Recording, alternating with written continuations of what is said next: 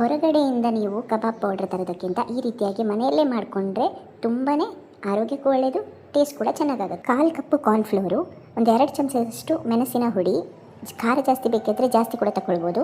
1 ಚಮಚದಷ್ಟು ಕೊತ್ತಂಬರಿ ಹುಡಿ, ಮತ್ತು ಒಂದು 1/4 ಚಮಚದಷ್ಟು ಗರಂ ಮಸಾಲೆ ಹುಡಿ, 1/4 ಚಮಚದಷ್ಟು ಕರಿಮೆಣಸಿನ ಹುಡಿ, ಒಂದು 1/4 ಚಮಚದಷ್ಟು ಜೀರಿಗೆ ಹುಡಿ.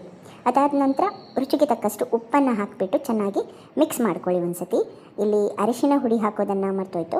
ಅರಿಶಿನ ಹುಡಿ ಒಂದು 1/4 ಚಮಚದಷ್ಟು ಹಾಕಿಬಿಟ್ಟು ಮತ್ತೆ ಚೆನ್ನಾಗಿ ಮಿಕ್ಸ್ ಮಾಡಿದ್ರೆ ರೆಡಿ ಆಯಿತು ನಿಮ್ಮದು ಕಬಾಬ್ ಪೌಡರ್. ಬೇಗನೆ ರೆಡಿ ಆಗುತ್ತೆ. ಇದಾದ ನಂತರ ಈಗ ಹೇಗೆ ಇದನ್ನು ಉಪಯೋಗಿಸೋದಂತ ನೋಡೋಣ.